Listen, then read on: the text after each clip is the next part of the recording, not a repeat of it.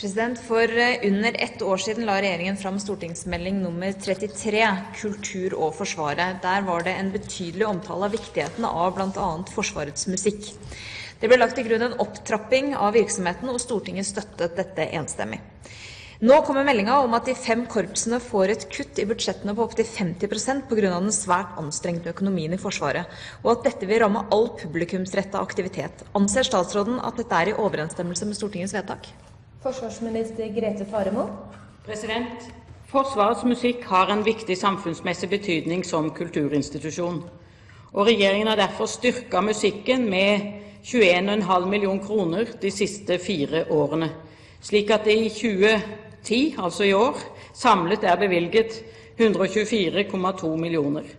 For budsjettåret 2009 har imidlertid musikken brukt mer penger enn de ble tildelt av Forsvaret, og har hatt et høyere ambisjonsnivå enn det var grunnlag for.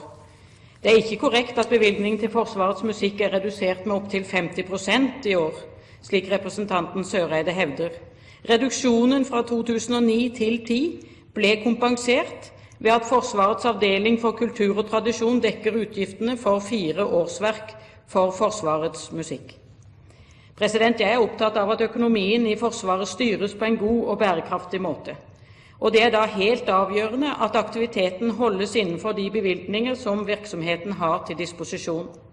Som en følge av budsjettoverskridelsen i Forsvarets musikk i 2009 arbeider Forsvaret med tiltak som skal sikre at aktivitetsnivået er i samsvar med de bevilgninger som musikken er tildelt. I tillegg og i tråd med vanlige prosedyrer vurderes det også hvordan forsvarsmusikkens merforbruk i 2009 skal dekkes inn i år. Forsvarssjefen leder denne prosessen og er i gang med å identifisere aktuelle tiltak. I dette arbeidet så har jeg gitt føringer om at det ikke skal foretas reduksjoner i bemanningen i musikkorpsene.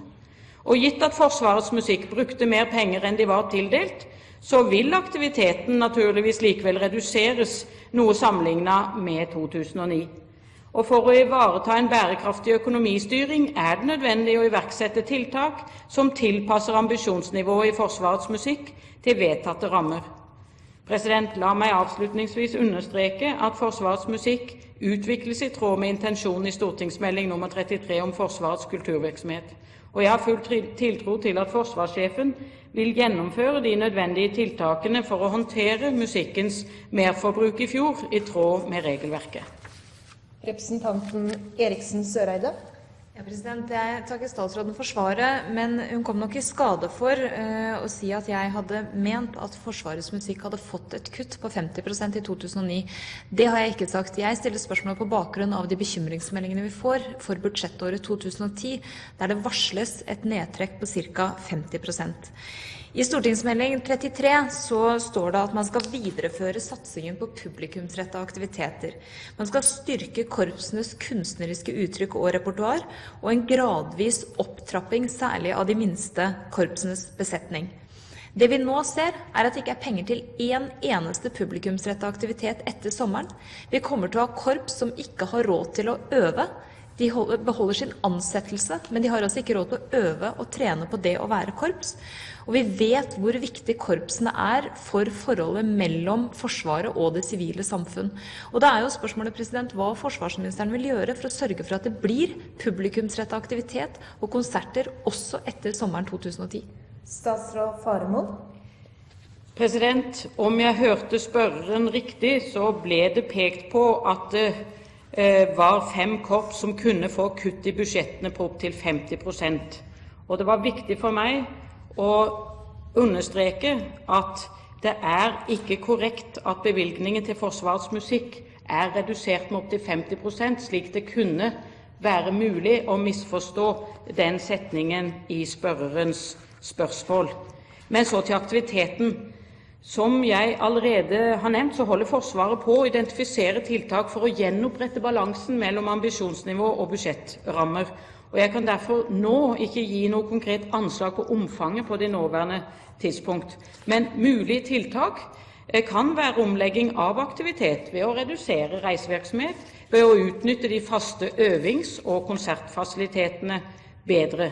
Men dette må også vurderes helhetlig sammen med andre tiltak. Og det jobbes med tiltak som i minst mulig grad rammer musikkens viktigste publikumsrettede produksjoner.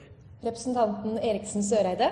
Jeg synes det blir litt spesielt å mene at Forsvarets musikk har hatt et for høyt ambisjonsnivå. Jeg kan ikke forstå at det skal være et veldig høyt ambisjonsnivå og ligge på det samme ambisjonsnivået som ligger i meldinga, og som må være naturlig for et korps, altså å drive publikumsrettet virksomhet.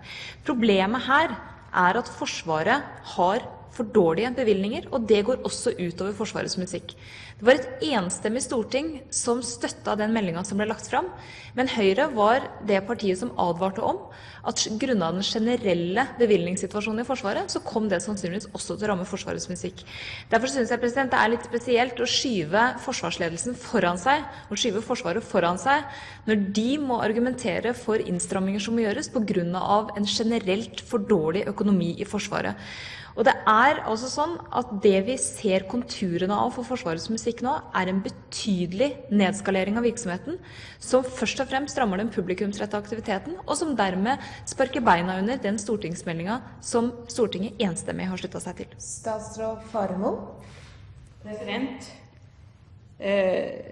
Jeg er vel litt i undring her, men det kan ikke være sånn at jeg skal forstå representanten fra Høyre slik at vi ikke skal jobbe med å sikre god budsjettkontroll. Jeg tror det er helt sentralt for at også Forsvarets musikk skal kunne sikre at vi gjennomfører på en god måte det høye ambisjonsnivået som også Forsvarets musikk har som del av den totale kultursatsingen i Forsvaret. Og da må vi ha en riktig balanse mellom denne ambisjonen og ressursene og hvordan det operasjonaliseres.